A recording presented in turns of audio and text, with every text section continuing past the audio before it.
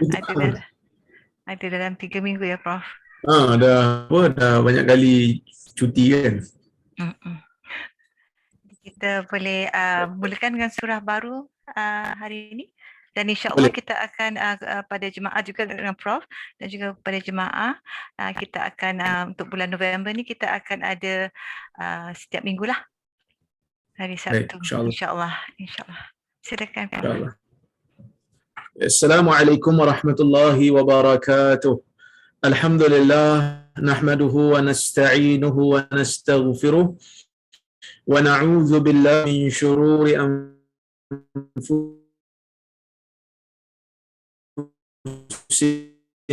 wa min sayyiati wa man yudlil fala hadiya lahu. Asyhadu an la ilaha illallah wahdahu la syarika lahu wa asyhadu anna Muhammadan abduhu wa rasuluh. Allahumma salli wa sallim ala Muhammad wa ala alihi wa sahbihi ajma'in. Ya ayyuhalladzina amanu taqullaha haqqa tuqatih la tamutunna illa wa antum muslimun. Ya ayyuhan nasu taqu rabbakumul ladzi khalaqakum min nafsin wahidah wa khalaqa minha zawjaha wa batha minhuma rijalan katsiran wa nisaa'a wattaqullaha alladzi tasaaluna bihi wal arham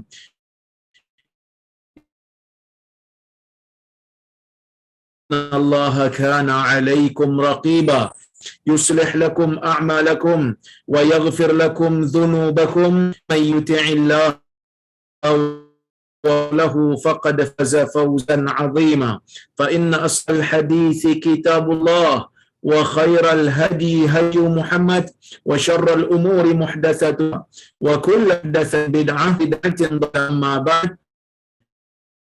Muslim rahmatullahi sekalian, alhamdulillah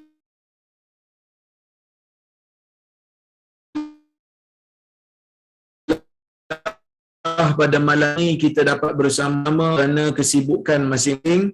Al-maklum kita orang kata apa, tak boleh merentas negeri. Tiba-tiba bila dibuka sempatan masing-masing ada tugas dan tujuan yang terpaksa menyebabkan kita menangguhkan kuliah kita.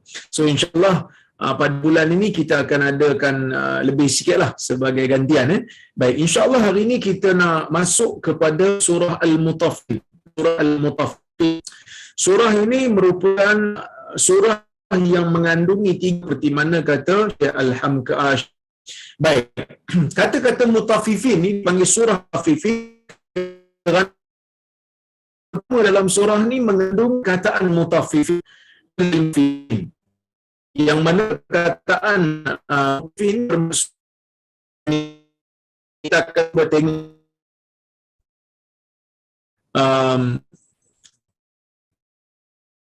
Subhanahu wa ta'ala berfirman di dalam Bismillahirrahmanirrahim,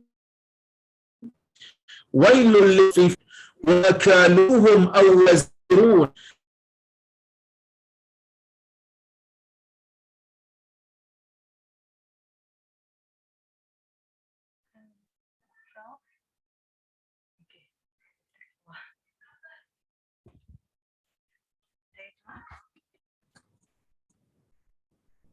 Baik.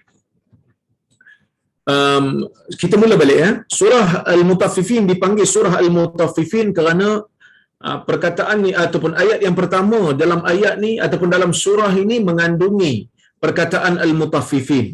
Allah Subhanahu wa taala berfirman, wailul lil mutaffifin.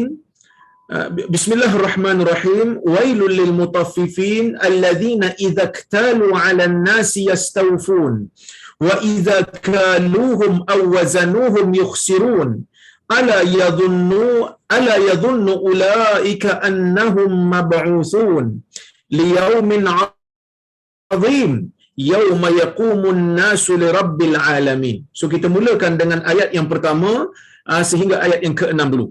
Para ulama apabila membicarakan tentang tafsir surah Al-Mutaffifin ini, mereka mengatakan bahawasanya surah Mutaffifin ini mengandungi sebab nuzul.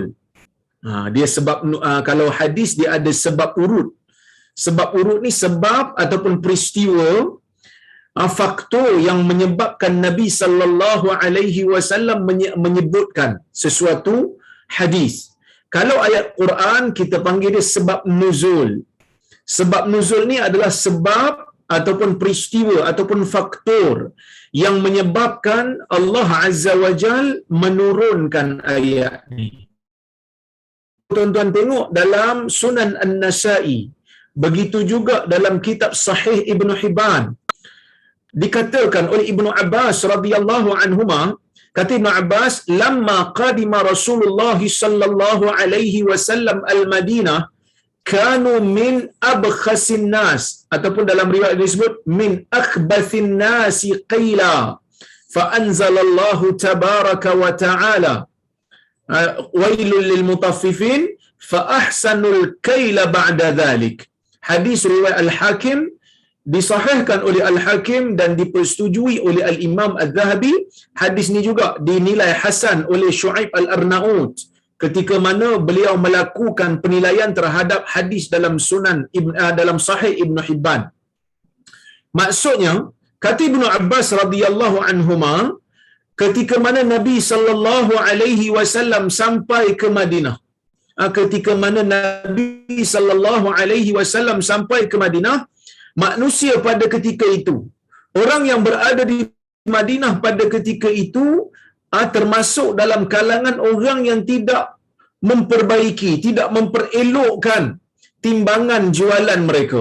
Maksudnya mereka ni tak ambil kisah sangat berkenaan dengan timbangan dalam perniagaan mereka. Tak begitu teliti, tidak begitu, orang kata apa, tidak begitu ambil berat. Mungkin kalau timbang tu pun timbang mungkin berkurang. Jadi Allah Azza wa Jal menurunkan ayat ni. Allah Ta'ala turunkan surah Al-Mutaffifin, maka selepas daripada Allah Ta'ala turunkan surah ini, orang-orang di Madinah mula memperelokkan timbangan mereka, mula memperelokkan sukatan mereka, sehingga sukatan itu akan dipastikan cukup, barulah perniagaan itu dilaksanakan. Bila mana Allah Subhanahu wa Ta'ala menurunkan ayat ini, ya, ia memberikan satu isyarat kepada orang-orang Islam yang mana mungkin sebelum ini orang-orang Islam ada berpandangan yang berlaku halal dan haram ini hanya pada ibadat, hanya pada perkara-perkara yang dianggap sebagai mereka termasuk dalam dosa besar, iaitu seperti zina, judi, arak dan sebagainya, ya, dan seumpamanya. Tetapi bila mana Allah Ta'ala menurunkan surah Al-Mutaffifin, maka Allah nak memberikan isyarat bahawasanya di dalam perkara-perkara yang berkaitan dengan muamalat, di dalam perkara yang melibatkan jual beli, ada kalanya hukum halal dan haram itu still berlaku bagi mereka yang tidak berjaga-jaga. Bagi mereka yang tidak memahami hukum hakam syarak, mungkin akan terjebak dalam perkara yang diharamkan oleh Allah Azza wa Jal. Sebab itu tuan-tuan dan puan-puan yang dirahmati oleh Allah Azza wa Jalla sekalian, Umar Ibn Khattab radhiyallahu anhu, pada zaman pemerintahan dia ada menyebutkan satu kata-kata yang masyhur. Dia kata, la yabi' fi suqina hadha illa may yafqah. Atau kama qala, dia mengatakan jangan ada orang-orang yang meniaga di dalam pasar kita ini melainkan orang itu memahami hukum hakam syarak. Kerana jual beli ni ada hukum hakamnya. Sebelum ini kita orang kata apa, didedahkan dengan peristiwa siakak viral. Saya sebut siakak viral ni, mungkin tuan-tuan dan puan-puan dah pernah dengar lah cerita seekor siakak harga ribu-ribu ni kan.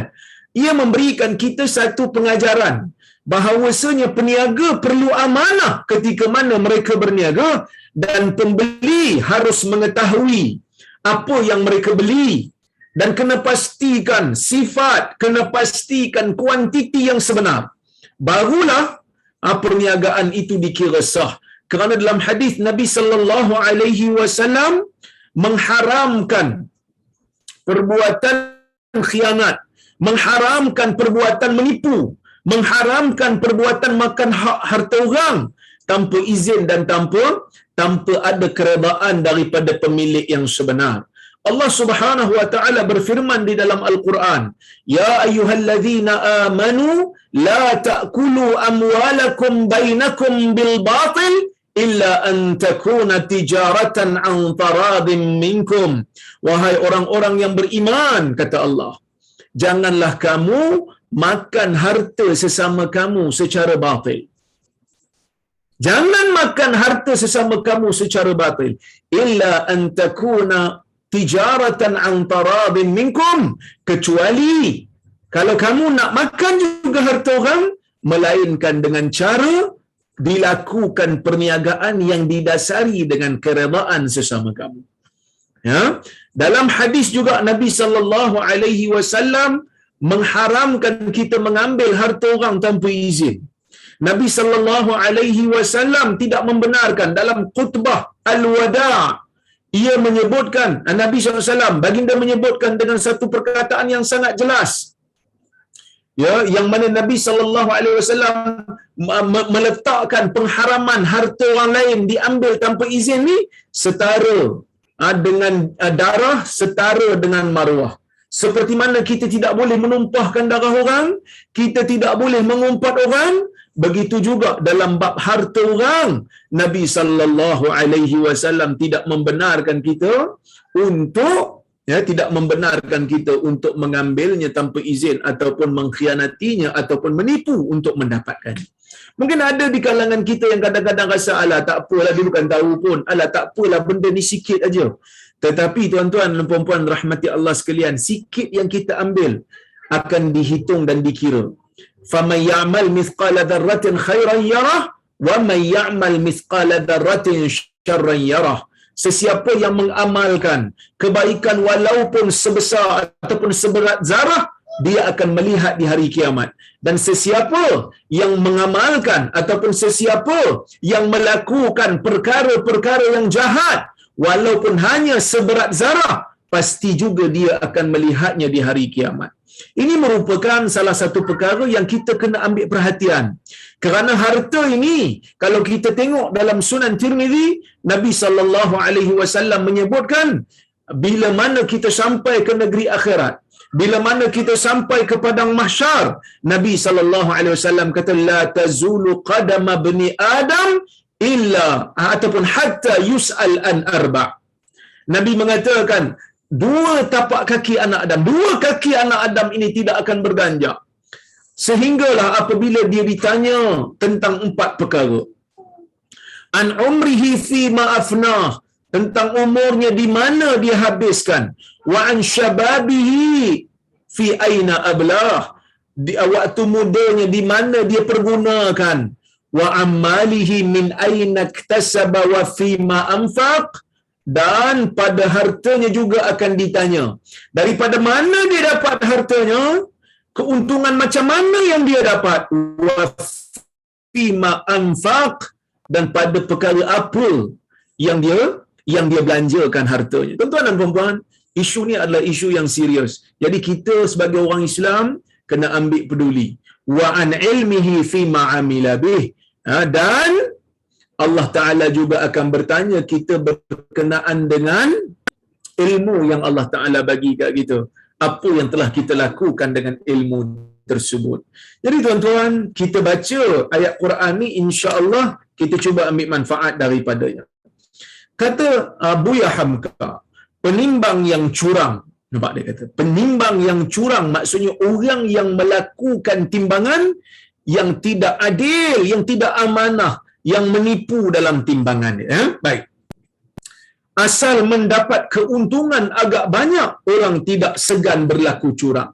Kadang-kadang manusia ni demi nak mendapatkan sesuap harta, demi nak mendapatkan kemewahan, demi nak mendapatkan kekayaan, mereka hilang rasa malu dalam nak melakukan, orang kata apa, pengkhianatan, dalam nak mencuri harta orang. Ini benda yang sangat-sangat menyedihkan, ya. Baik dalam menyukai, baik dalam menyukat atau menggantang, ataupun dalam menimbang sesuatu barang yang tengah diperniagakan. Tak kira lah, ya, kadang-kadang dalam menimbang, timbang ni apa dia? Kita letak something atas penimbang lah, alat timbangan tu kita letak sesuatu, kita kurangkan demi nak untung lebih. Ataupun kita sukat contohnya macam gantang, kita letak dalam sukatan, kita menipu. Ini merupakan perkara yang diharamkan dalam agama, tuan-tuan. Ini benda yang dijanjikan oleh Allah Azza wa Jalla dengan azab. Tak boleh benda ni. Mungkin hari ini kita fikir kita akan untung, tetapi untung itu tidak ada keberkatan. Dalam hadis Nabi SAW pernah melalui satu longgokan makanan. Nabi lalu satu longgokan makanan, Nabi masukkan tangan dalam makanan tersebut untuk menyentuh kawasan yang kanan yang berada di bawah. Kemudian fawajada bala. Nabi SAW tengok ada terasa basah kat bawah tu. Nabi kata apa? Ma hadza ya sahibat ta'am. Apa ini wahai pemilik makanan? Kata pemilik makanan, dia kata asabathu sama. Asabathu sama. Dia kata orang kata apa? Dia kata pada Nabi SAW, makanan tu terkena hujan. Mungkin semalam terkena hujan, hari ini dia timbunkan supaya orang tak nampak.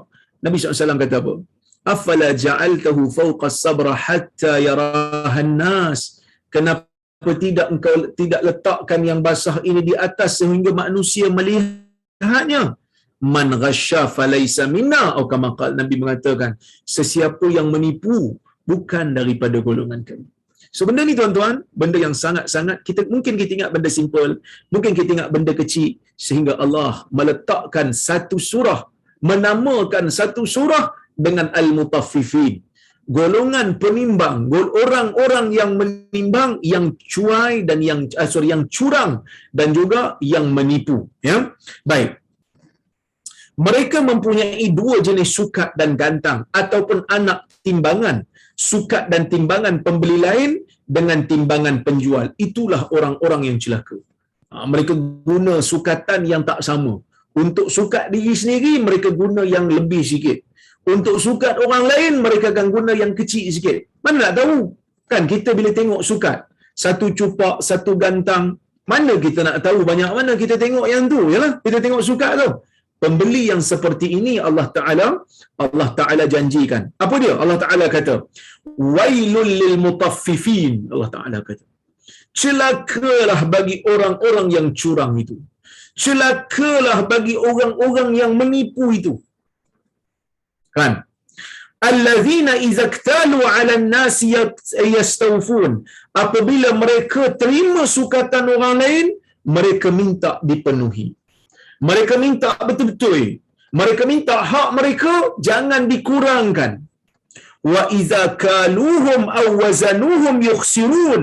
Tetapi apabila mereka menyukat atau menimbang untuk orang lain, mereka akan kurangkan, mereka akan rugikan orang. Orang nak beli segantang, dia kurangkan daripada segantang. Nampak macam segantang, dia kurangkan. Ini benda yang sangat-sangat bahaya, tuan-tuan. Ya? Mungkin ada di kalangan kita yang mungkin terasa macam, timbang ni benda yang kecil je ke Ustaz? Kenapa sehingga disebut di dalam Al-Quran? Kan, timbang ni bukan macam rasuah. Timbang ni bukan macam judi dalam peringkat yang besar. Timbang ni bukan macam mencuri hak rakyat. Baik cerita pasal kezaliman pemerintah. Ni bab yang kecil-kecil ni kenapa Quran sebut? Benda ni besar, tuan-tuan.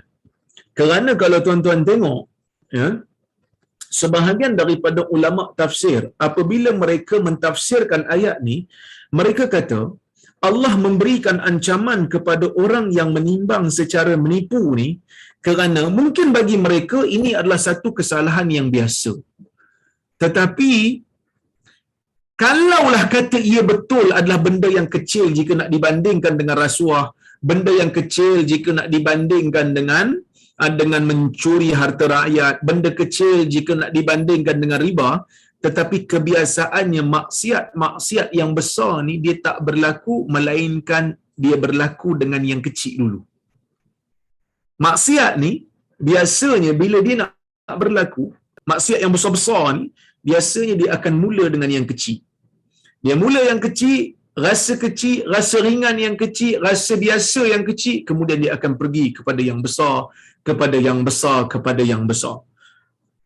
Jadi orang yang dah biasa menipu dalam timbangan, orang beli 1 kilo dia kurangkan 50 gram. Orang beli 2 kilo dia kurangkan 30 gram. Mungkin orang tak perasan sebab orang rasa macam benda tu kecil. Tetapi kecil ini lama-lama akan menjadikan pelakunya rasa kesedapan. Pelakunya rasa seronok. Sebab apa? 30 gram, 50 gram yang diambil daripada orang secara zalim, kalau 100 orang, kalau 1000 orang, berapa banyak dah dia terkumpul. Sebab itu jangan anggap benda ni kecil. Ya, jangan anggap benda ni kecil. Bila Allah memberikan ancaman di dalam Al-Quran, ia menunjukkan benda ni adalah benda yang sangat-sangat besar. Ya, baik. Jadi bila mereka timbang untuk orang, mereka akan rugikan. Tapi kalau orang timbang untuk mereka, mereka akan minta supaya dipenuhi. Ini perbuatan ataupun ini sifat tamak. Sikap tamak yang dibenci oleh agama. Apa kata Hamka? Sebab mereka tidak mahu dirugikan, maka awaslah dia. Hati-hati melihat bagaimana orang itu menyukat dan menggantang. Kalau dia orang minta sukat daripada orang sukat untuk mereka, mereka akan tengok betul-betul. Tetapi kalau mereka yang suka untuk orang, dibuatnya lah sukatan atau timbangan yang curang. Kelihatan dari luar bagus, padahal di dalamnya ada alas sukatan. Sehingga kalau digunakan isinya jadi kurang dari yang semestinya. Atau anak timbangan dikurangkan beratnya dari yang mesti. Atau timbangan itu sendiri dirosakkan dengan tidak ketara. Kan? Jadi perbuatan ini kata Hamka adalah perbuatan yang besar. Pada ayat yang pertama dikatakan perkataan wailun bagi mereka. Artinya apa? Celaka. Celaka mereka. Mereka pangkal bala merosak pasaran dan merosak amanah. Bahkan para ulama tafsir apabila menghuraikan hadis ni, mereka mengatakan Allah menjanjikan kecelakaan kepada golongan yang curang dalam timbangan ni adalah disebabkan kerana mereka merosakkan apa tuan-tuan? Yang pertama, mereka merosakkan amalan. Mereka merosakkan amalan mereka sendiri. Sebab apa? Sebab mereka makan harta orang secara zalim. Mereka makan harta orang secara batil. Harta ni termasuk dalam maqasid syariah. Apa itu maqasid syariah? Dalam maqasid syariah ni ada perkara yang dipanggil sebagai ad-daruriyat. Perkara yang mesti dipelihara. Dan dalam perkara yang mesti dipelihara ni, yang termasuk dalam mesti dipelihara, ialah harta. Selain daripada nyawa, selain daripada akal, selain daripada keturunan, harta termasuk. Sebab tu kita diharamkan mencuri harta orang. Kita diharamkan makan harta orang. Kita diharamkan rasuah. Kerana itu semua adalah cara yang diharamkan oleh agama untuk kita mendapatkan harta orang lain. Jadi, bila kita ambil je hak orang, bila kita ambil je barang orang, kita bertanggungjawab untuk memulangkan barang tu semula sehinggalah kita terlepas daripada tanggungjawab tersebut. Sebab itu dalam hadis Nabi SAW pernah tanya sahabat, atadruna manil muflis? Qalu al-muflisu fina man la dirhama lahu wala mata. Qala al-muflisu min ummati man ya'ti yawmal qiyamah bi salatin wa zakatin wa siyam wa ya'ti wa qad shatama hadha wa akala mala hadha wa daraba hadha wa safaka dama hadha fayu'ta hadha min hasanatihi wa hadha min hasanatihi fa in faniyat hasanatuhu qabla an yuqda ma alayhi ukhidha min khatayahum faturiha alayhi thumma turiha finnar atau kama qala. Hadis riwayat Muslim, yang mana Nabi sallallahu alaihi wasallam menyebutkan, kata Nabi sallallahu alaihi wasallam, kamu tahu tak siapakah golongan yang muflis daripada kalangan umat aku? Kata para sahabat, al-muflisu fina man la dirhama lahu wala mata. Orang muflis daripada kalangan umat kami ialah orang yang tidak ada harta dan tidak ada dirham dan tidak ada harta, itulah muflis. Nabi kata orang muflis daripada kalangan umat aku ialah mereka yang datang di hari kiamat dengan membawa pahala salat mereka, dengan membawa pahala puasa mereka, dengan membawa pahala sedekah mereka. Mereka ni nampak seperti orang soleh, ada pahala salat, ada pahala zakat, ada pahala sedekah, ada pahala puasa. Orang baik. Tetapi kata Nabi, dia datang dalam keadaan dalam dunia dulu dia ada pukul orang, dia ada makan harta orang. Wa akala mala hadza, dia ada makan harta orang tanpa izin. Dia ada ambil harta orang tanpa keizinan ataupun tanpa keredaan orang tu. Dia ambil dengan cara yang salah, dia ambil dengan cara yang batil. Ya. Oleh kerana tu dalam apa? Dalam keadaan kita berada di zaman orang kata apa, nak menjaga harta ataupun nak menjaga hukum hakam ni susah tuan-tuan, maka kita terpaksa untuk struggle mencari perkara yang halal. Jadi janganlah dalam bab ini kita sangkut. Ya, kita sangkut. Jadi oleh kerana itu tuan-tuan dan puan-puan rahmati Allah sekalian, kita terpaksalah untuk orang kata apa, rasa beban sikit, rasa berat sikit. Jadi dia nak buat macam mana kan? Ini hukum hakam syarak yang kita terpaksa terima. Yang kita terpaksa terima. Okey. Tuan-tuan dan puan-puan rahmati Allah sekalian, itu merosakkan amalan lah, kita dah ambil harta orang. Yang kedua tuan-tuan, ya, dia merosakkan masyarakat. Perbuatan menipu dalam timbangan ni, dia merosakkan masyarakat. Kenapa merosakkan masyarakat? Yang pertama kerana ia akan menyuburkan permusuhan, kita kata. Perasaan bermusuh. Orang yang ditipu dalam timbangan, akan rasa orang yang jual tu mengkhianati dia. Bukan kata rasa, memang betul yang mengkhianati dia. Maka dia akan menyimpan dendam. Kalau dia jual barang pula, dia pun mungkin akan terlibat untuk menyukat dengan cara yang tidak betul, semata-mata untuk mendapatkan kerugian dia balik. Untuk orang kata apa, untuk mengelakkan kerugian yang dia dah terima tadi. Bila mana orang pembeli yang kedua pula tahu dia telah ditipu, dia pula akan buat benda yang sama kepada pembeli yang berikutnya. Cuba bayangkan kalau benda ni berantai-rantai, maka akhirnya masyarakat dalam negara Islam akan penuh dengan penipuan, akan penuh dengan maksiat, akan penuh dengan permusuhan, merosakkan masyarakat. Maka sebab itu Allah menurunkan ayat ni. Itu yang kedua. Yang ketiga, dia merosakkan ekonomi jugalah. Merosakkan ekonomi kerana apa? Kerana keuntungan yang datang tanpa ada apa-apa aktiviti ekonomi, ia tak bagus untuk ekonomi lah. Kan? Sebab itu riba ni adalah satu benda yang tak bagus. Sebab kita parking je duit, kita tak buat apa pun. Kita tak menghasilkan apa-apa pun. Kita bagi kat orang, lepas tu kita ambil untung daripada situ. Sebab itu Islam menggalakkan perniagaan, Islam menggalakkan sewaan. Kenapa? Kerana ia boleh membawa kepada kreativiti dalam pasaran orang Islam. Nak untung, kena buat sesuatu. Nak untung, kena niaga. Niaga kena ada kreativiti. Maka suburlah masyarakat Islam itu dengan sesuatu yang orang kata apa? Yang kreatif, yang orang kata apa? Menggunakan akal fikiran mereka untuk menyuburkan pasaran dengan idea-idea yang menarik. Sebenarnya kalau kita tengok orang Islam punya pasaran ni taklah sekreatif orang kata apa, pasaran orang-orang barat. Sedangkan mereka tu taklah beragama Islam kan. Bukanlah beragama Islam. Jadi sepatutnya orang Islam buat macam tu. Kadang-kadang kita pun rasa segan. Kan kita pun ada rasa macam kalau berjual beli dengan orang Islam ni kan, macam orang kata apa, ada je benda tak puas hati. Sedangkan kalau kita beli daripada orang-orang yang di barat umpamanya, tak puas hati, anytime kita boleh pulangkan. Kan kalau kita tak satisfied dengan barang yang kita beli, kita boleh pulangkan. Ini yang sepatutnya ada pada orang Islam, mementingkan kualiti. Mementingkan kualiti untuk diberikan kepada pelanggan. Ini sepatutnya ada dalam akhlak Islam. Tapi tuan-tuan, Malangnya kadang-kadang orang Islam dia tak ambil benda ni sebagai benda yang serius lah. Ya, benda yang serius. Wallahu a'lam. Okey, kita tengok kepada ulasan Hamka. Dia kata apa?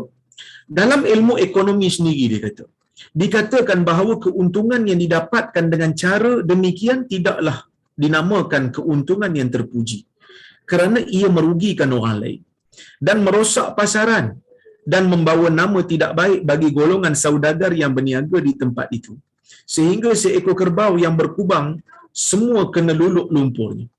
Maksud kalau seorang buat macam tu, orang lain pun akan ikut. Ya, orang lain pun akan ikut. Baik. Wail dia kata, celakalah dia itu. Sebab kecurangan yang demikian akan membawa budi pekertinya sendiri menjadi kasar, atau akan membawa budi pekertinya sendiri menjadi kasar. Tidak merasa tergetar hatinya memberikan keuntungan yang didapati dengan curang itu akan belanja anak dan isterinya. Dia kata, akan mereka makan dan minum, itulah suatu kecelakaan, suatu wailun, dia kata. Maksudnya apa tuan-tuan? Maksudnya Hamka nak kata, orang yang buat benda ni lama-lama jiwa dia tak takut dah dengan dosa. Lama-lama jiwa dia tak rasa takut dah makan harta orang. Bukan kata dia je makan. Dia siap bagi anak beranak dia pula makan. Dia siap bagi kaum kerabat dia makan daripada harta yang tidak halal. Maka sebab itu Allah Ta'ala memberikan ancaman. Celaka dia ni. Ya? Kerap kali juga wailun diertikan dengan neraka, dia kata. Memang orang-orang yang berlaku curang itu membuat neraka dalam dunia ini. Kerana merosak pasaran, kecurangan niaga seperti ini adalah termasuk juga dalam korupsi besar. Dia kata corruption. Kenapa corruption? Kerana merosak pasaran. Selain daripada rasuah yang merosakkan corruption, ini juga perbuatan rasuah, ini juga perbuatan corruption. Ya? Maka datanglah teguran Allah berupa pertanyaan, ala yadhunnu ulaika annahum mab'utsun? Adakah mereka tidak menyangka, adakah orang-orang tu tak menyangka bahawa mereka akan dibangkitkan?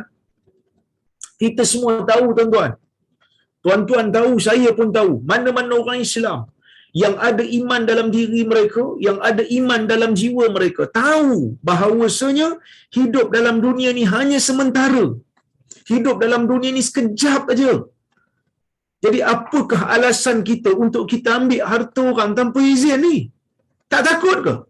Nanti Allah Ta'ala akan bertanggungjawabkan di padang mahsyar. Tak rasa gentar ke nanti Allah Subhanahu Wa Ta'ala akan bertanggungjawabkan kita bila kita sampai di depan Allah? Kita akan bayar. Kita akan gunakan pahala yang kita ada untuk bayar. Sehingga hadis yang saya baca tadi apa dia? Allah Ta'ala, Nabi kata, dia pukul orang, dia makan harta orang tanpa izin. Allah Ta'ala akan ambil pahala dia, bayar pada orang yang dia zalim. Mungkin dia rasa, alah yang orang ni 30 gram je, orang ni 50 gram je, orang ni mungkin 10 gram je. Tapi kalau dikumpulkan, dia berniaga selama 20 tahun. Kan? Dia dah ambil dah selama 20 tahun dah benda tu. Bayangkan macam mana dia nak bayar tu kalau pahala dia tak banyak. Kan? Kalau pahala tak banyak, jenuh. Dia nak kena bayar. Nabi kata, Allah Ta'ala akan ambil pahala dia bayar hak orang. Ambil pahala dia bayar hak orang. Ya? Bayar hak orang. Fa in faniyat hasanatuhu qabla an yuqda ma alayh, kalaulah pahala dia habis sebelum dia bayar apa yang dia perlu bayar, habislah pahala dia, ukhidha min khatayahum faturihat alayh.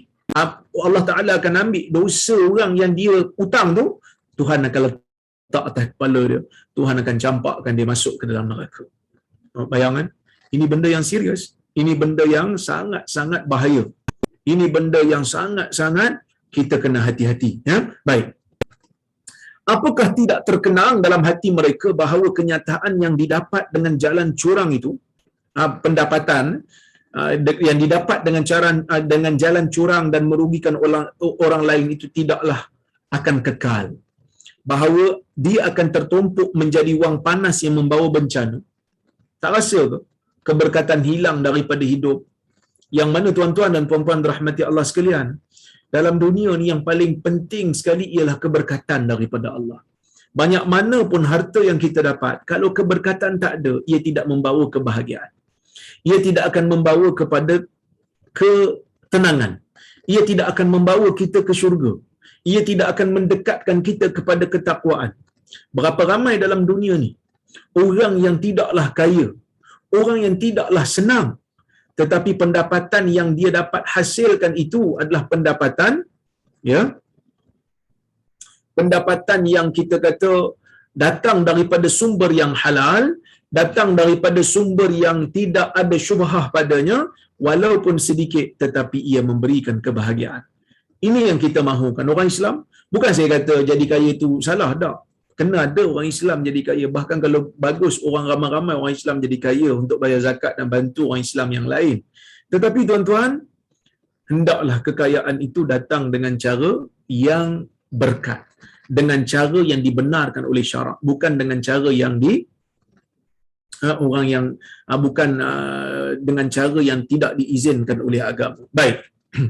Dan kalau dia mati sedikit pun harta itu tidak akan dapat menolong dia. Berapa ramai orang ni, berapa ramai manusia yang mempunyai kekayaan yang begitu banyak, bila dia mati je, waris dia tak ingat pun kat dia. Waris dia duk berebut pula. Bahkan mereka bermusuh-musuh untuk mendapatkan harta dia. Maka keberkatan tidak datang daripada pendapatan itu. Sepatutnya memberikan kesedaran, tetapi tidak. Dan pada harta yang demikian tidak ada keberkatan sedikit juga. Malahan mereka akan dibangkitkan sesudah mati untuk dipertanggungjawabkan, untuk mempertanggungjawabkan segala kecurangan itu. Liyaumin azim, mereka akan dibangkitkan, mereka akan dihidupkan semula di hari kiamat untuk satu hari yang besar. Hari kiamat, hari perhitungan, hari penyisihan antara yang hak dan juga yang batil. Yauma yaqumun nas, yang mana pada hari tersebut manusia akan berdiri li rabbil alamin. Manusia akan bangkit daripada alam kuburnya, bangkit daripada tempat perbaringannya untuk menyahut seruan Tuhan apabila ditiup sangkakala untuk mereka bangkit semula daripada kubur untuk menghadapi satu proses yang dipanggil sebagai proses hisab, yang dipanggil sebagai proses untuk memperhitungkan amalan. Ya, maka li rabbil alamin, untuk menghadap Tuhan sarwa sekalian alam, Tuhan yang memiliki sekalian alam. Alangkah kecilnya kamu pada hari itu, padahal masa kat dunia engkau membangga dengan kekayaan yang engkau dapat dengan jalan kecurangan itu. Ya, ni nak bagi tahu, ayat ni nak bagi tahu bahawasanya manusia ni kecil je pada pandangan Tuhan. Manusia ni bukan kata manusia. Bukan kata manusia tu saja kecil, tuan-tuan. Dunia ni pun kecil pada pandangan Tuhan. Allah Ta'ala ini maha berkuasa, maha besar, maha kaya. Nabi SAW kata apa dalam hadis riwayat Tirmizi, Nabi kata, "Lau kanatid dunya indallahi janaha ba'udah," kan, "ma suqiya minha kafir syurbatu ma." Kalau kama qal, kalaulah dunia ni pada pandangan Allah, ataupun kalaulah dunia ni di sisi Allah seberat sebelah kepak nyamuk sahaja, dah tentu orang kafir tak akan dapat minum walaupun hanya seteguk air. Kita tengok dalam dunia ni orang kafir minum banyak, kan? Sampai arak pun dibubuh nama timah lagi, kan? Punyalah nak minum orang kafir ni. Maksudnya apa? Dunia lebih kecil daripada tu di sisi Allah.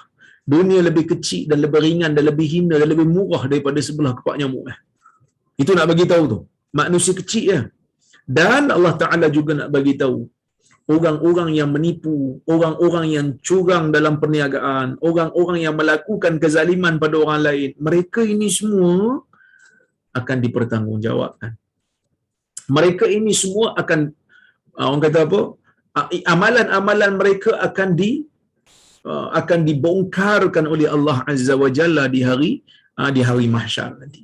Hari ni kalau kita ni ada buat sesuatu perkara yang tak berapa nak elok, tiba-tiba ada rakaman, ada CCTV yang merakam, kan? Tiba-tiba ada CCTV yang merakam. Apa kita rasa? Kan? Apa kita rasa? Ya, ini benda yang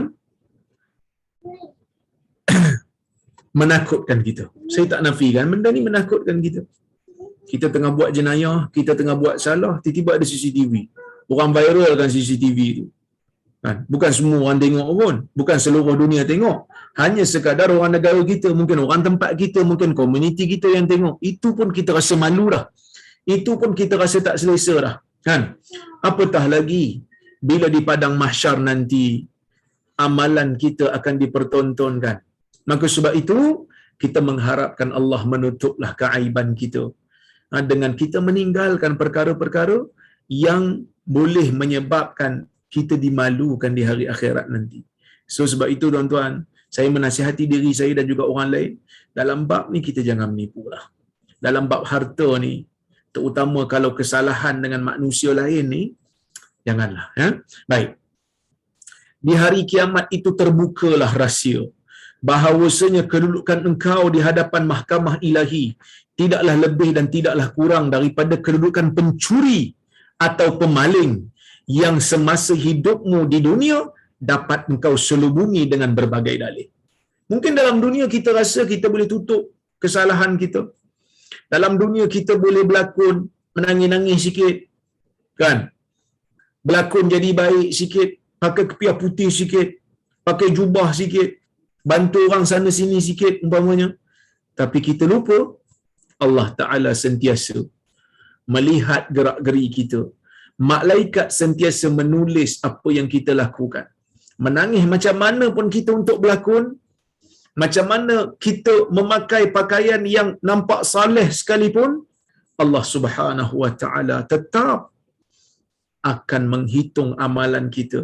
Jangan sampai kita dimalukan di padang mahsyar nanti. Jadi tuan-tuan, ini merupakan satu ayat yang sangat-sangat menakutkan daripada Allah kepada kita, supaya kita ni jangan ambil harta yang bukan milik kita, melainkan dengan izin Tuhan. Jangan ada penipuan, jangan ada pengkhianatan dalam bab ni, kerana penyesalannya amat besar. Mungkin kita rasa seronok dalam dunia dapat mewah, mungkin kita rasa seronok dalam dunia dapat kesenangan, senang lenang, tapi ia tidak berkekalan lama. Penyesalannya lebih berat daripada kesenangan yang kita dapat dalam dunia ni. Jangan cuba untuk berdalih lah. Orang Islam ni kita beriman dengan hari kiamat. Kita akan pergi berjumpa dengan Tuhan pada hari itu. Ini merupakan salah satu daripada kezaliman lah. Kezaliman dari sudut harta. Kezaliman benda lain pun ada. Mengumpat, memfitnah. Kan? Mengumpat dan memfitnah juga akan dipertanggungjawabkan. Jangan dok ingat kita dok menyorok di belakang fake account. Jangan dok ingat kita menyorok di belakang profil yang orang tak kenal, kita rasa kita selamat. Ya, kita rasa kita akan berkekalan lama hidup dalam dunia. Tak, mungkin lepas ni 5 minit lagi, 10 minit lagi kita akan dimatikan oleh Tuhan. Kita nak jawab apa depan Tuhan? Kita dah fitnah orang, kita dah umpat orang, kita dah buat benda yang tak elok pada orang. Ya, baik. Itu kita kena ingat. Ya, baik. Tersebut dalam sebuah hadis yang diriwayatkan oleh Imam Ahmad dengan sanadnya. Beliau terima dari sahabat Rasulullah SAW iaitu Abu Umamah, bahawa kehebatan di hari kiamat itu amatlah ngerinya, dia kata.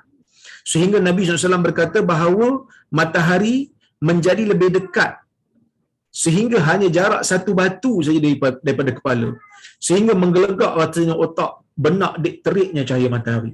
Dalam hadis Nabi SAW sebut di padang mahsyar tu, matahari sangat dekat dengan kita. Kita hari ni duduk tengah-tengah panas pun kita tak lalu. Kan, kita duduk di tengah-tengah panas. Di Malaysia ni, khatul istiwa kita panggil kan, duduk berada di garis tengah di bumi ni. Duduk tengah-tengah panas pun kita tak larat. Kita tak tahan. Matahari ribuan kilometer daripada kita. Bayangkan kalau matahari itu satu batu. Bayangkan kalau matahari itu satu jengkal atas kepala. Jadi sebab itu Nabi sebut dalam hadis kan, sab'atun yudhilluhumullahu fi dhillihi yawma la dhilla illa dhilluh. 7 golongan yang Allah Ta'ala akan berikan naungan kepada mereka, di mana tidak ada naungan lain melainkan hanyalah naungan Allah. Nabi sebut 7 golongan yang Allah Ta'ala akan berikan naungan, yang Allah Ta'ala akan berikan teduhan. Siapa 7 golongan tu? Manusia hebat, imamun adil, pemimpin yang adil, wasyabun nasya'a fi ibadatillah, pemuda yang menghabiskan waktu muda beribadat kepada Allah. Banyak lagi lah. Warajulun qalbuhu mu'allaqun bil masajid, pemuda yang lelaki yang jiwanya terikat dengan masjid. Warajulani tahabba fillah ijtama alaih wa tafarraqa alaih, dua orang lelaki yang berukhuwah, yang bersaudara kerana Allah, mereka berpisah dan mereka bertemu kerana Allah. Dan banyak lagi disebut dalam hadis tu manusia-manusia yang hebat. Tapi Nabi kata Allah Ta'ala bagi teduhan.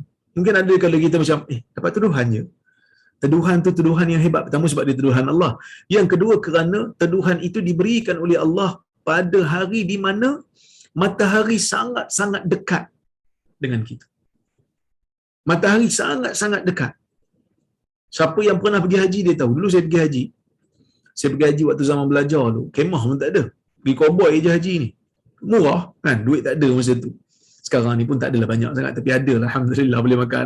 Cuma dulu masa zaman student ni kita jimat-jimat kan. Saya dapat duit zakat perak masa tu kan. Alhamdulillah. Jimat-jimat cukup. Dapat habis belajar lah. Yang formal ni. Belajar tak habis sampai mati. Tapi belajar degree tu habis lah. Cuma waktu tu buat haji, kemah tak ada. Panas dekat Arafah tu. Kita nak ukur sampai maghrib. Kan? Jadi buat apa? Pergilah tengok kemah yang kosong pergi masuk. Tengok kemah yang kosong pergi masuk. Tapi bila orang tu dah datang, kita terpaksa keluar. Akhirnya duduk bawah pokok. Duduk bawah pokok, disembur dengan air. Siapa yang pergi haji dia tahulah, disembur dengan air wak tu kan. Jadi persejuklah sikit duduk bawah pokok. Masa tu pokok tu lah jadi nikmat untuk orang yang berada di padang Arafah.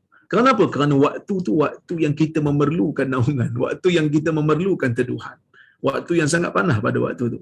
Jadi Allah memberikan ganjaran kepada kita berdasarkan ibadat yang kita lakukan.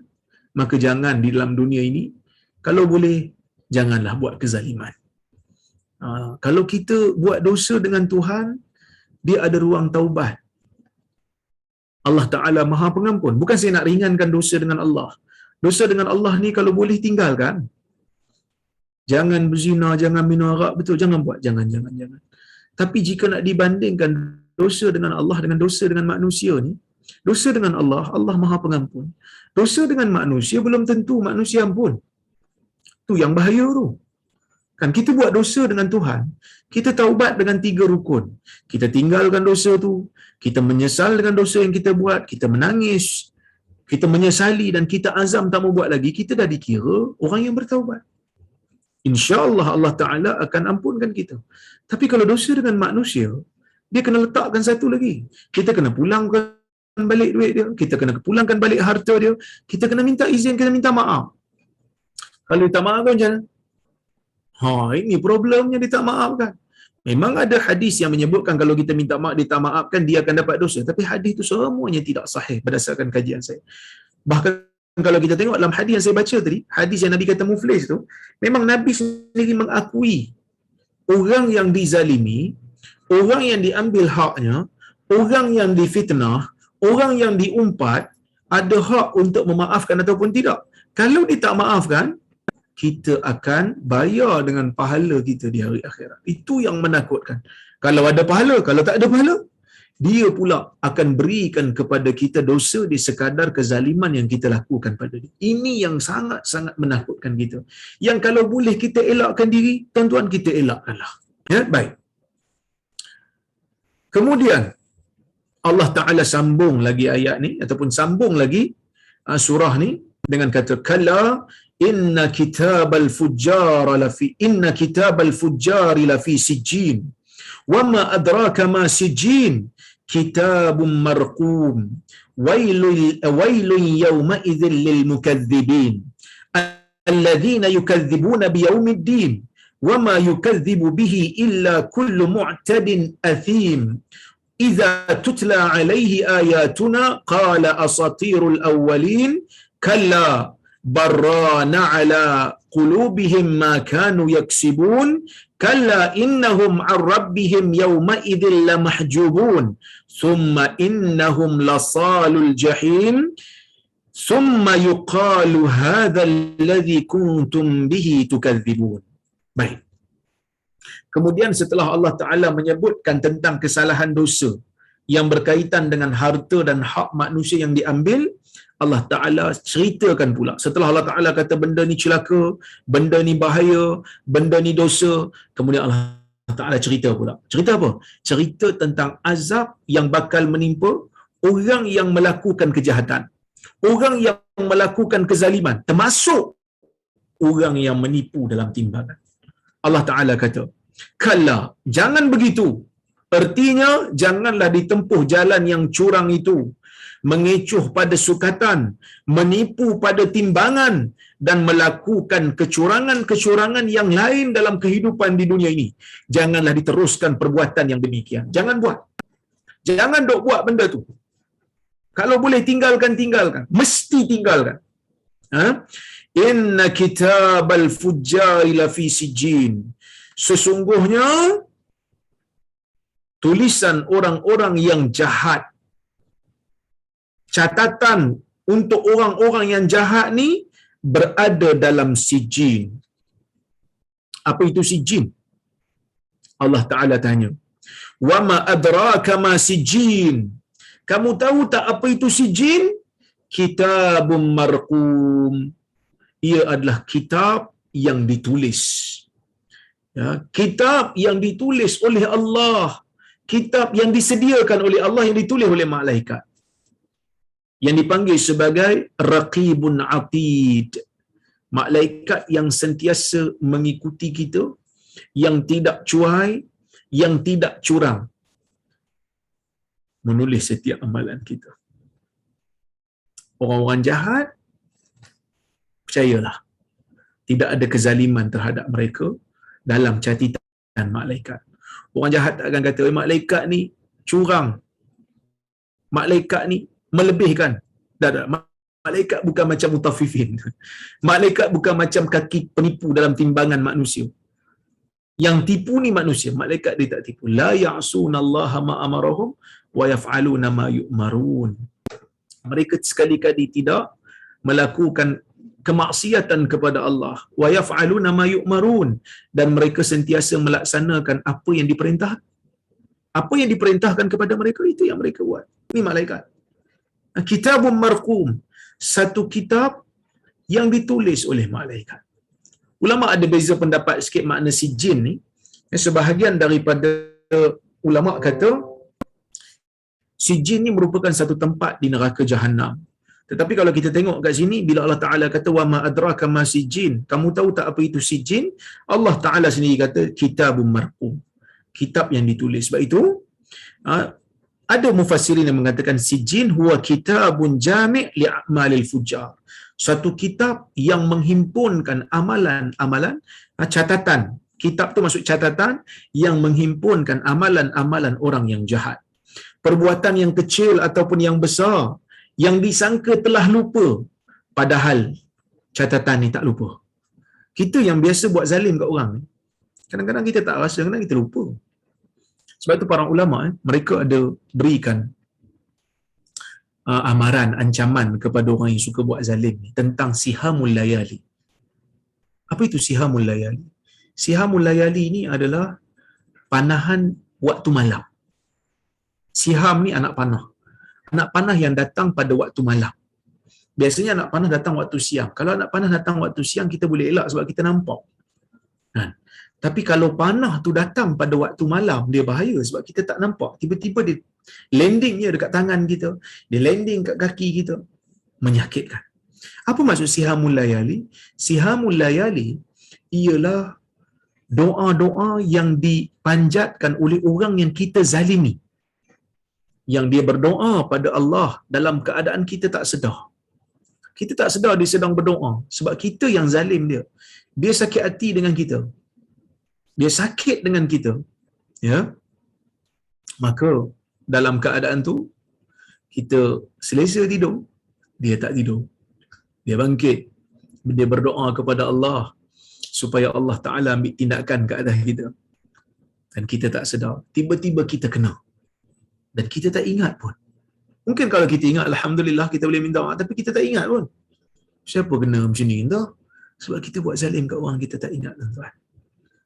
Kan? Seronok dah buat kat orang. Tapi percayalah, semua itu akan dipertanggungjawabkan, ya. Perbuatan yang kecil atau yang besar yang disangka telah lupa padahal tidak lupa, semuanya telah tercatat dalam sijin itu, sehingga manusia tidak dapat lagi mengelakkan diri daripada pertanyaan kelak. Wailun yawma idzil lil mukazzibin, celakalah pada hari itu bagi orang-orang yang mendustakan, ya. Alladzina yukazzibuna biyaumiddin, iaitu orang yang mendustakan hari pembalasan, ya. Orang yang mendustakan hari pembalasan, siapa ni? Orang yang sampai dustakan hari kiamat ni adalah orang yang biasa terlibat dengan dosa. Disebabkan dosa itu terangkum-rangkum, akhirnya ia membawa kepada kejahatan yang mutlak pada manusia sampai dia rasa hari kiamat tak ada ni. Ini yang berlaku kepada manusia-manusia yang jahat yang dirakamkan oleh Allah dalam sejarah. Bagaimana Fir'aun mendustakan Nabi Allah Musa. Bagaimana Namrud mendustakan Nabi Allah Ibrahim. Bagaimana Abu Jahal menafikan kebenaran berita yang dibawa oleh Nabi sallallahu alaihi wasallam, sedangkan mereka tahu mereka pun tak akan hidup lama. Tetapi disebabkan kejahatan yang berterusan menyebabkan mereka sanggup mendustakan sesuatu yang mereka sendiri tak ada ilmu berkenaan dengan dia. Dan dia duk nafi benda yang dia sendiri tak pasti. Ya. Dia sendiri tak pasti adakah betul ataupun tidak dakwaan dia tu. Sedangkan dia dengar daripada orang yang tidak menipu bahawasanya memang mereka akan dikembalikan kepada Allah, ya. Mereka akan dikembalikan kepada Allah Subhanahu wa taala. Jadi oleh kerana itu, tuan-tuan dan puan-puan rahmati Allah Subhanahu wa taala sekalian, manusia yang terbiasa melakukan perkara-perkara yang jahat, akhirnya mereka akan sampai kepada satu tahap mendustakan hari pembalasan. Sedangkan mereka tidak ada ilmu berkenaan dengan benda tu. Dalil-dalil qat'i daripada Quran dan Sunnah, daripada orang yang mereka percaya tak menipu. Nabi Muhammad ni, Abu Jahal pun percaya dia tak menipu. Tapi dia mendustakan hari kiamat dalam keadaan dia pun tak tahu betul hari kiamat tak ada. Saya pun tak tahu. Tapi saya kata tak ada lah. Teka-teka je. Sedangkan benda tu membahayakan mereka. Kan? Wa ma yukadzibu bihi illa kullu mu'tadin athim. Nampak? Dan tidaklah mendustakan akan hari itu kecuali orang-orang yang melampaui batas dan orang yang berdosa. Orang yang melampau batas, yang berdosa. Maksudnya dia buat dosa banyak, dia melampau banyak. Orang ni lah yang mendustakan hari kiamat. Ada manusia buat dosa, tapi dia tahu benda tu dosa. Dia tahu hari kiamat ada, okeylah. At least dia percaya hari kiamat. Adalah ruang untuk dia taubat sebab dia ada perasaan takut. Tapi kalau dah banyak sangat dosa, kalau dah berangkum dosanya, sampai dia rasa ringan dosa-dosa ni, dan akhirnya bila orang berikan peringatan pada dia tentang adanya kiamat, dia rasa tak ada apa. Dia rasa macam, no big deal. Kan saya tak ada apa. Saya rasa macam dunia ni akan berkekalan. Walaupun saya mati, saya akan jadi tanah, tak ada hidup balik lah. Sedangkan benda tu dia tidak ada ilmu. Siapa yang bagi tahu dia tak ada hari kiamat? Mana ada? Dia reka sendiri je. Orang macam inilah orang yang rugi bila bangkit di hari kiamat nanti. Dia pastinya tidak akan selamat. Ya? Baik, kata Hamka pada surah Al-Infitar yang telah lalu kita huraikan juga apa erti Yaumuddin. Yang erti harfiahnya, makna harfi, makna perkataannya ialah hari agama atau hari pembalasan. Apa itu Yaumuddin? Hari kiamat. Hari agama. Kenapa? Agama tu penentu. Ya, agama tu adalah penentu. Jadi hari kiamat, Yaumuddin maksudnya hari agama, hari penentu, hari penentuan. Kita nak pergi mana? Nak pergi syurga ke nak pergi neraka? Ya? Ataupun hari pembalasan. Kerana tujuan hidup di dunia ini tidak lain ialah keselamatan pada hari perhitungan di akhirat. Kerana di akhirat itulah amal dan akidah kita di dunia ini akan diperhitungkan dan menerima balasan yang setimpal. Celakalah orang yang tidak percaya akan adanya hari itu. Kerana itulah orang yang telah cacat imannya dan kabur tujuan hidupnya. Jadi orang macam ni bahaya. Bukan kata sekadar dia menafikan hari kiamat, bahkan bila orang ingatkan dia berkenaan dengan hari kiamat, ancaman-ancaman daripada Tuhan berkenaan dengan hari kiamat, dia siap pelekeh lagi. Dia merendah-rendahkan pembawa berita yang benar ini. Wa idza tutla alaihi ayatuna qala asatirul awwalin. Apabila dibaca kepadanya ayat-ayat kami, dia berkata ini adalah dongengan orang-orang yang terawal. Ini adalah berita bohong yang diceritakan oleh orang-orang sebelum ini. Okey.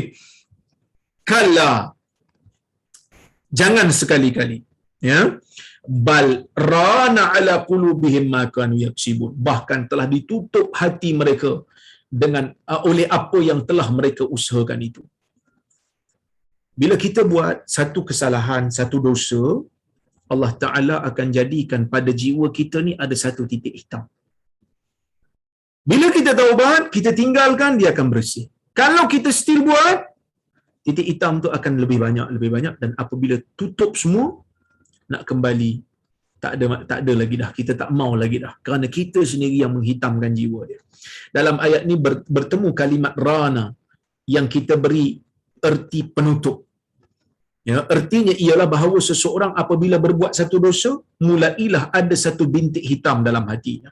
Dalam hadis riwayat al-Imam Tirmizi, Nabi sallallahu alaihi wasallam bersabda, innal 'abd idza akhta'a khati'ah yuktabu nukitat fi qalbihi nuktatun sauda fa idza huwa naza' wastaghfar wa tab suqila qalbuhu wa in 'ada zida fiha hatta ta'luwa qalbahu.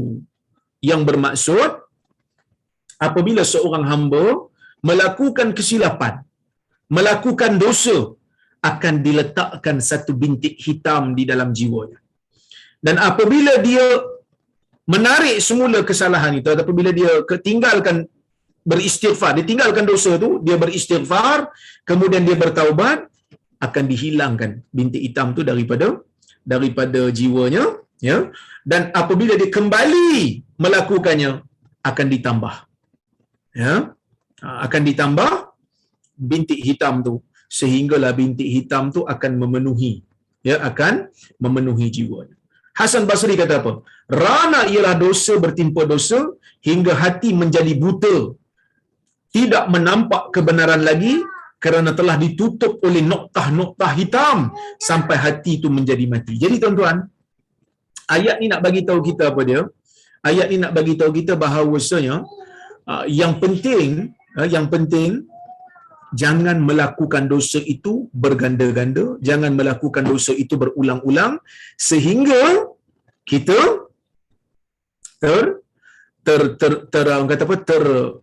tertutup pintu jiwa, sehingga tak ada rasa lagi dah takut kepada dosa yang kita lakukan. Kalla, kata Tuhan, tidak sekali-kali. Innahum 'an rabbihim yawma idzil mahjubun. Sesungguhnya mereka itu dari Tuhan mereka di hari itu telah tertutup.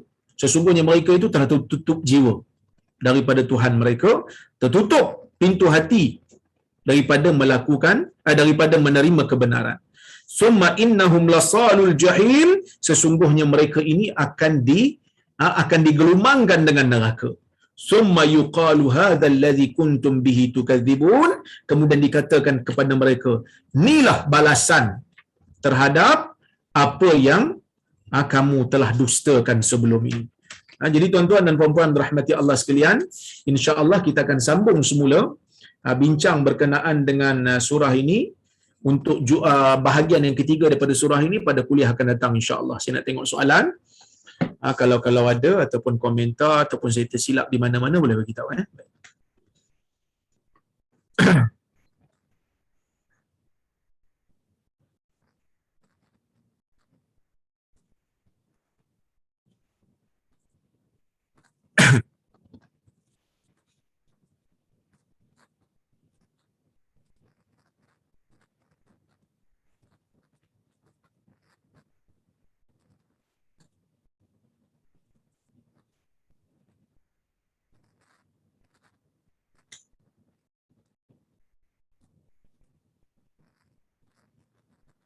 Salam Doktor. Waalaikumsalam. Sekiranya kita telah melakukan penipuan dan mengambil hak orang lain dalam keadaan kita jahil dengan amaran Allah, tetapi setelah kita bertaubat dan kita tidak tahu bagaimana untuk memulangkan dan meminta maaf kerana tidak dapat mengesan keberadaan orang-orang tersebut, atau sekiranya kita membuat pengakuan akan memudaratkan kita dari segi undang-undang, bagaimana dan apa perlu kita lakukan, Doktor? Sedangkan kita telah benar-benar bertaubat untuk tidak melakukannya lagi. Terima kasih. Pertama sekali saya ucapkan pada orang yang ada kesedaran ini dengan ucapan tahniah lah, kerana melakukan kesalahan ini merupakan sifat insan. Allah Ta'ala cerita dalam Quran tentang kisah Adam, tentang kisah Iblis. Nak bagi tahu kedua-duanya melakukan kesilapan, tetapi kesilapan yang membezakan kedua-dua makhluk ini, Adam itu setelah melakukan kesilapan dia bertaubat pada Allah dan dia menjadi mulia. Iblis melakukan penderhakaan pada Allah, dia tambah takabur, maka dia binasa. Jadi kita sebagai manusia kena ikut jalan Adam, jangan ikut jalan Iblis. Buat dosa dalam keadaan kita jahil, kita kena kembali pada agama. Dia bukan macam highway yang tidak ada U-turn, melainkan kena bayar tol, tak ada. Anytime you can make a U-turn dalam Islam ni, bila you dah tersilap, dah tersalah, you can make a U-turn. Boleh buat anytime, bila-bila masa. Boleh kembali kepada jalan yang benar. Tapi bila mana melibatkan hak orang ni, para ulama sebut ada 4 rukun lah. Yang pertama kena menyesal. Kedua, tinggalkan perbuatan tersebut serta-merta. Yang ketiga, azam tak mau buat lagi. Bila hak orang yang kita buat tu, kita ambil hak orang, kena pulangkan semula. Tapi problem dia kat sini adalah dia tak tahu kat mana orang tu. Bila tak tahu kat mana orang tu, tuan-tuan, para ulama meletakkan satu kaedah, dia kata ambil amount tu pergi sedekah. Ambil amount tu pergi sedekah pada orang miskin dengan niat untuk pahala duit ni, sedekah ni kembali kepada pemilik asal. Kalau orang tu masih ada, pulangkan, wajib pulangkan ataupun minta dia halalkan. Kalau tak ditemui, ambil sejumlah harta tu bagi kepada orang lain dengan niat pahala sedekah ni kembalikanlah kepada pemiliknya. Dan kalau pemiliknya tu kembali, kita bagi tahulah, saya sebenarnya dah sedekahkan dan pahalanya saya sedekah pada awak. Dia kata tak, saya nak balik, contohnya kan. Ya. Saya nak balik barang saya tu, so kita kena pulang baliklah, ya. Baik.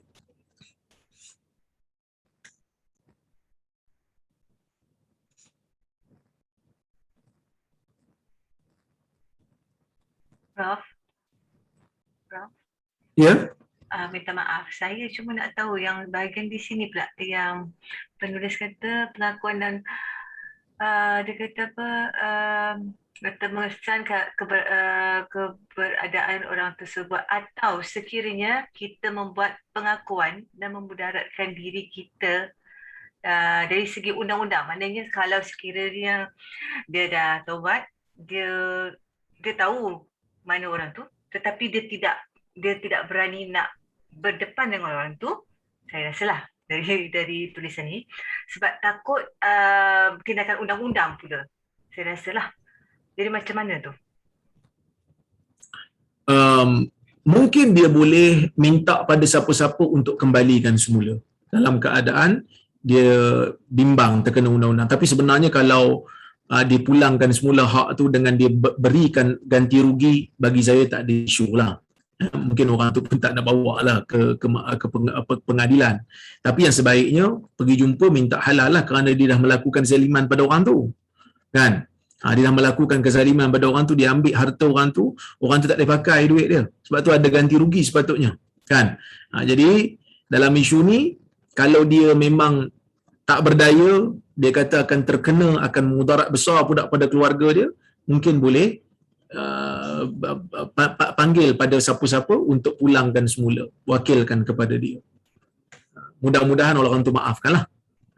Okey, kalau tak, memang dia kena bertemu di hari kiamat nantilah. Ya, baik.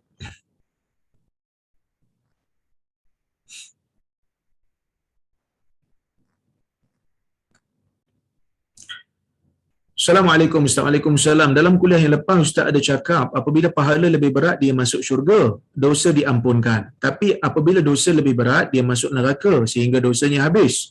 Soalan saya, bukankah sepatutnya dia masuk neraka sehingga pahalanya lebih berat pahalanya lebih berat dari pahala? Ya, saya nak faham soalan ni. Tapi apabila dosa lebih berat, dia masuk neraka sehingga dosanya habis. Soalan saya bukan ke sepatutnya dia masuk neraka hanya sehingga pahalanya lebih berat dari pahala. Maksudnya sehingga dosanya lebih bukanlah maksud sehingga dosanya itu habis dibakar di dalam neraka itu, dan bila dosanya lebih kurang daripada pahala, dia akan masuklah ke dalam syurga semula. Itulah rahmat Allah kepada hamba-Nya. Terima kasih atas orang kata apa, kadang-kadang saya pun sebut perkataan yang kurang teliti, ya. Baik.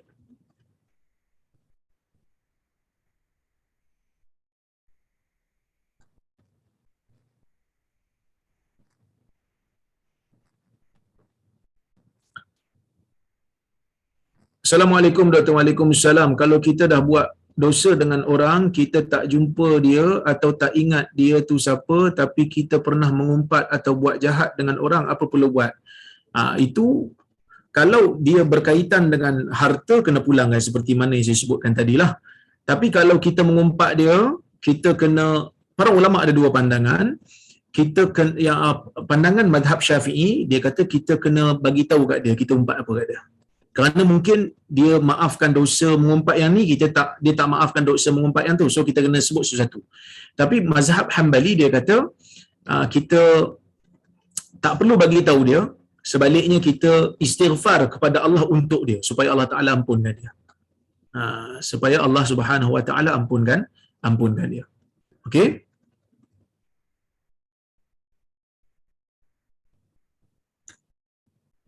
Tapi Syekh Utsaimin kata, Syekh Utsaimin kata dia kena tengoklah keadaan orang yang dia umpat tu. Kalau orang tu boleh maafkan, dia sebutlah. Kalau tak, cukup hanya kadar dia istighfar kepada Allah untuk orang tu diampunkan dosanya, dan sebutkan kebaikan orang tu. Innal hasanat yudhibun sayyi'at. Di mana tempat kita umpat dia, kita pergi, kita sebutkan kebaikan dia.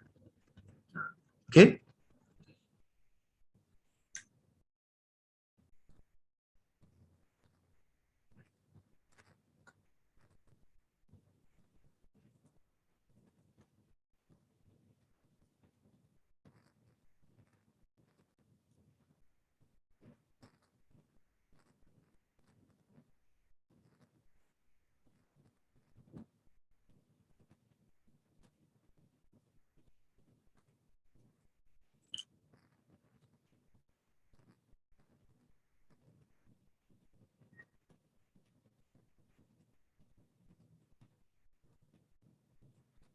Dia kata, Assalamualaikum. Dia kata, apakah hukum orang private service coaching atau consultation setelah dibayar, dia beri lebih banyak coaching consultation kepada orang yang dia favourite saja.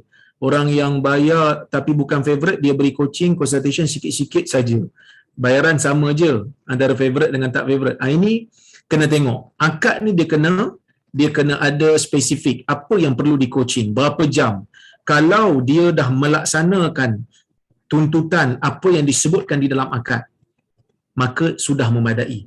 Kalau dia nak bagi lebih pada orang yang dia lebih suka, itu termasuk dalam kita panggil dalam sedekah dia lah, dalam orang kata ihsan dia. Tapi kalau lah kata dia ambil bayaran sama, tiba-tiba orang ni dia coaching lebih, yang ni dia coaching kurang daripada yang sepatutnya, maka dia kira dosa lah, sebab dinamakan harta orang. Dinamakan harta orang dalam keadaan tidak halal lah. So wallahu alam, cukuplah sekadar itu untuk malam ini. Saya pun suara pun dah serak dah ni. InsyaAllah moga ada kebaikan dalam kuliah pada hari ini. InsyaAllah kita berjumpa lagi di lain masa. Terima kasih kepada Datin Alia, terima kasih kepada Haji Hili, Tafaqufiddin, tim Tafaqufiddin, terima kasih banyak yang hadir. Saya berhenti dulu di sini. Aku qauli hadza wa astaghfirullahal azim li wa lakum. Wassalamualaikum warahmatullahi wabarakatuh. Warahmatullahi wabarakatuh. Assalamualaikum.